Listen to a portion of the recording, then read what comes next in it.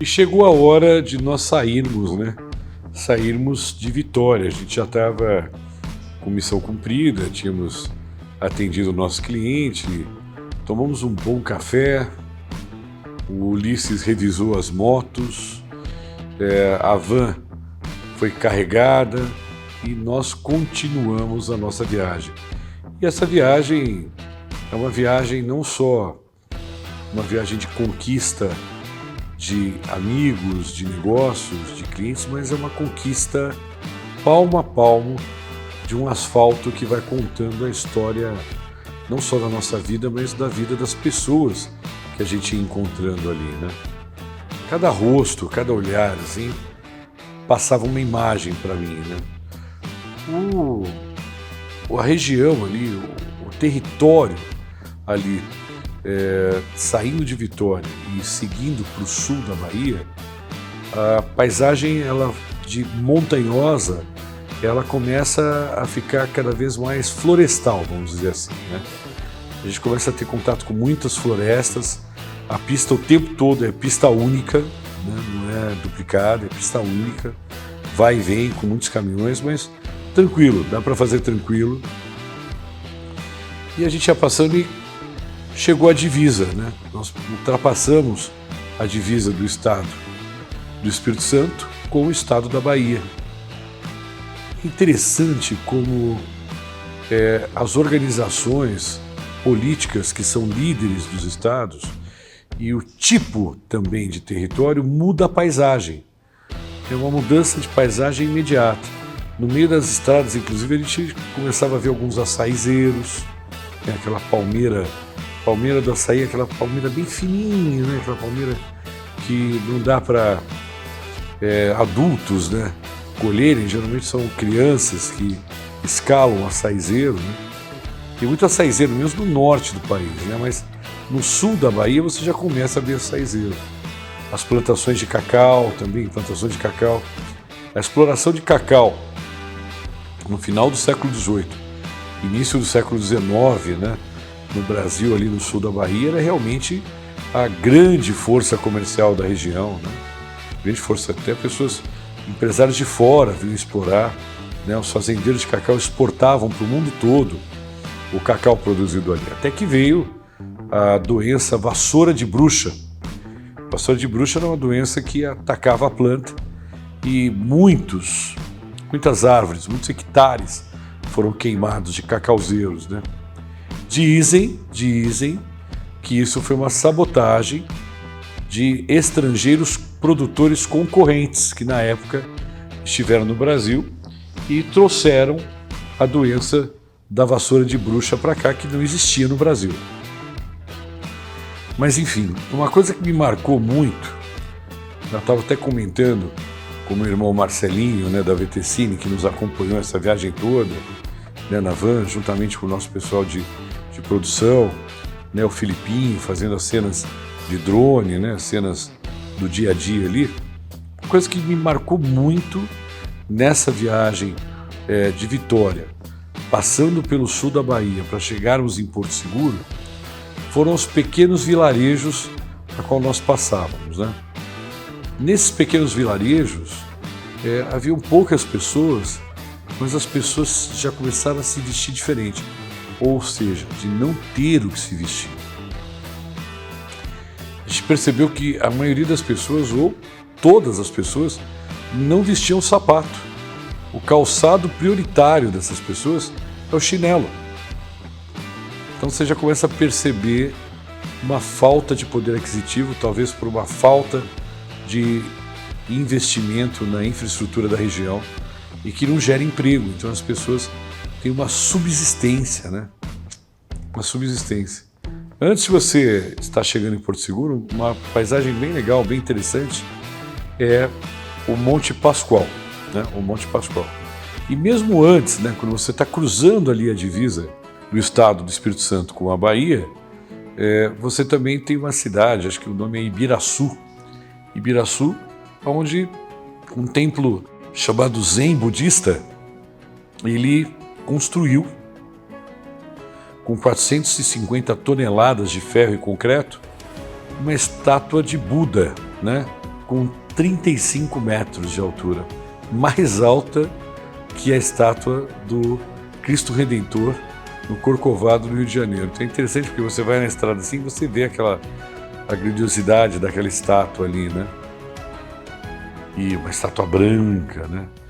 A história de Buda também é muito interessante, né? Siddhartha Gautama era um príncipe, né, indiano que foi criado a vida toda, sua vida de infância e juventude no castelo. E ele decide sair um pouco do castelo, das muralhas, do reino do senhor seu pai, do rei, para explorar a vida, e aí ele se depara com o choque da pobreza extrema. E ele começa a questionar divinamente por que existiam pessoas tão pobres e pessoas ricas como ele. E qual seria o propósito do ser humano aqui na Terra, né? E dizem que ele estava buscando de todas as formas, ele abandona o status dele de príncipe para buscar esse conhecimento, né? Esse conhecimento espiritual. E ele estava meditando embaixo de uma árvore, já depois de muitos meses, tal, e ele percebe um barco que vem num rio, e o barqueiro ele está ensinando uma criança a tocar um tipo de violão, um tipo de cítara, assim. E ele fala, olha, para que a nota perfeita possa ser alcançada, a corda não pode ser nem muito esticada e nem muito frouxa. Ela tem que estar num equilíbrio, né? E aí Siddhartha se dá conta que os extremos não são bons, que o perfeito é o caminho do meio, né? O caminho do meio. E que aquele rio que estava ali na frente, a partir do momento que você caminha no rio, todas as vezes que você troca de passo, você caminha num rio diferente, fazendo alusão à nossa própria vida. Então ele encontra a iluminação, né? Então Siddhartha Gautama, o Buda, né, o pai do budismo, você passa a divisa e começa aquela vista assim de florestas, né, e pequenos vilarejos com pessoas pouco vestidas, né, muito pobres, as crentes do coque, né, do ratatá, do rataté, né, que a gente fala lá na igreja, com a fé muito fervorosa, né, cada uma com um vestido de uma cor, né, um azul bebê, um amarelinho, um preto, um branco. É muito bonito ver essa diversidade de cultura. E a BR-101, ela, quando você passa a divisa do estado do Espírito Santo para o estado da Bahia, ela piora um pouco. Isso é uma realidade, ela piora um pouco. A qualidade do asfalto já começa a diminuir, nada que comprometa a viagem, mas já precisa ter um pouco mais de atenção.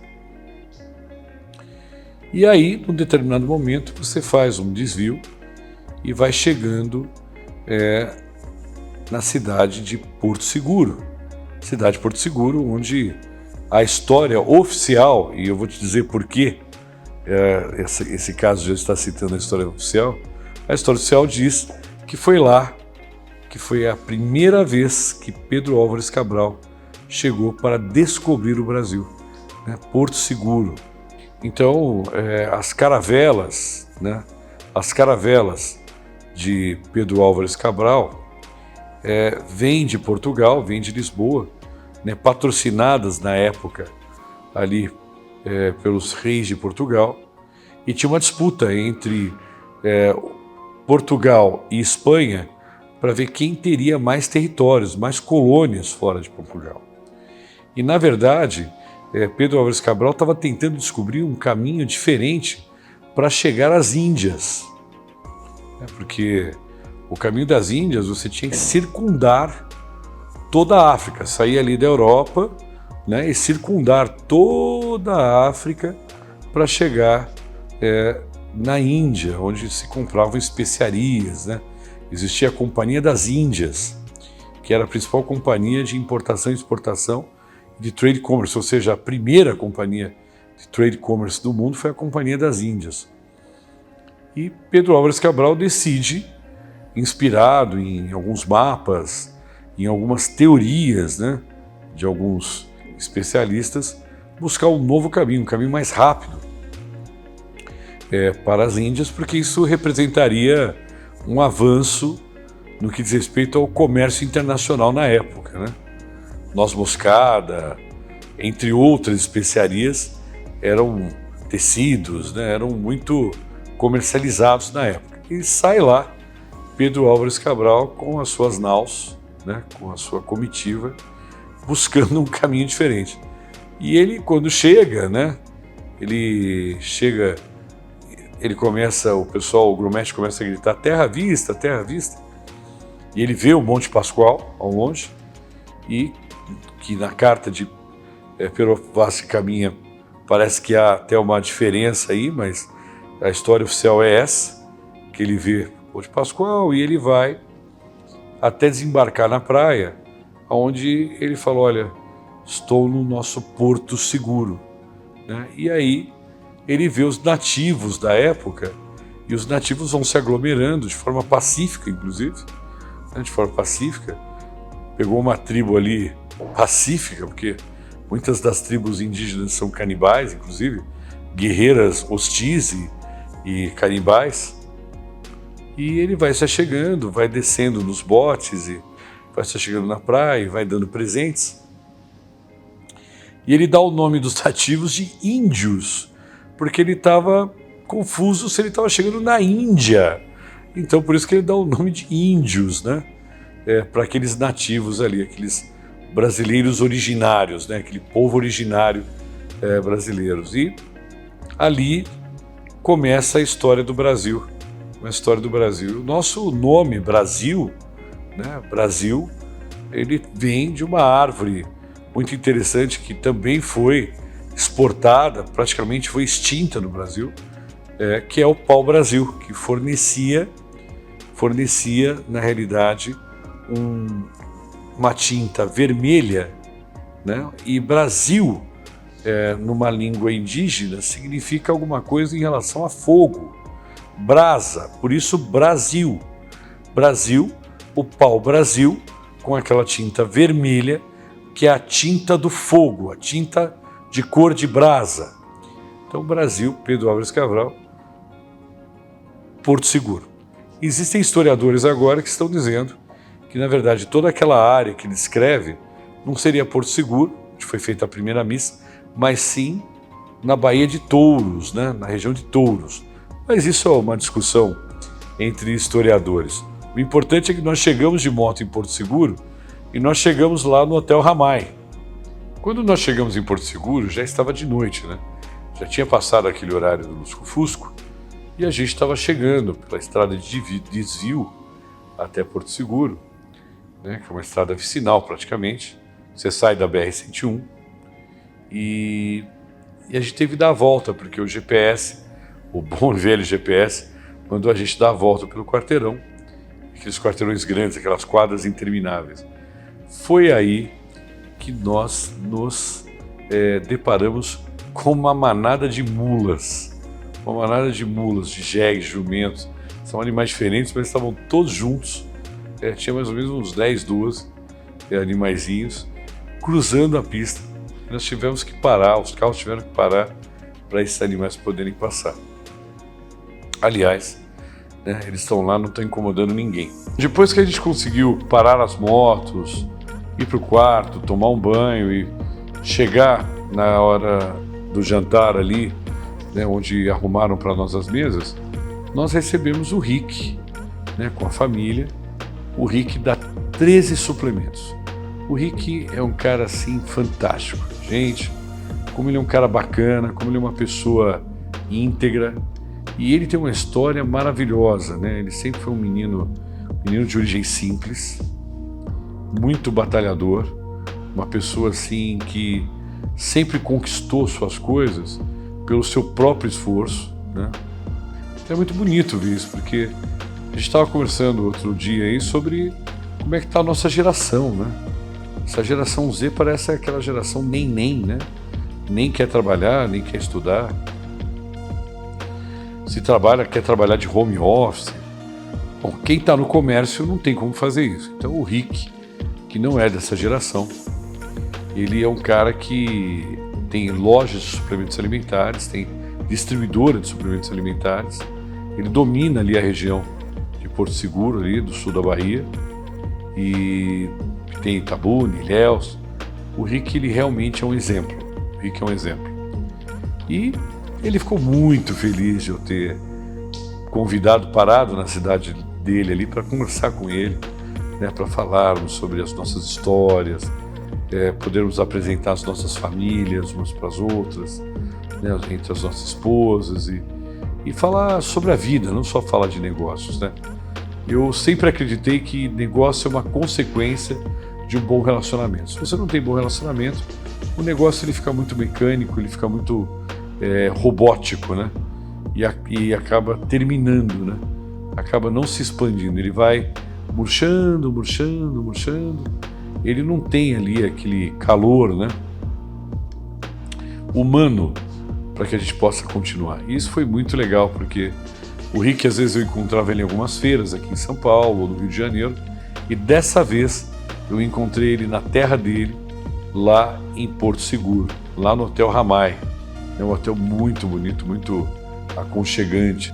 E Porto Seguro é um lugar muito interessante, porque além da sua beleza natural, né, ali no sul da Bahia, daquele mar esverdeado, né, daquelas pontas de praia bonitas, né, Porto Seguro é um lugar especial porque também tem museus, tem locais históricos preservados, né, onde aconteceu a primeira missa do Brasil, conforme a versão oficial, né? Então, muito bacana. Bom, dormimos felizes, já um pouco cansados, porque a trajetória entre Vitória do Espírito Santo e Porto Seguro são de aproximadamente 500 quilômetros. 500 quilômetros. Então a gente já sabia que era uma trajetória nesse nível, em estradas que a gente não conhecia, estradas de mão única.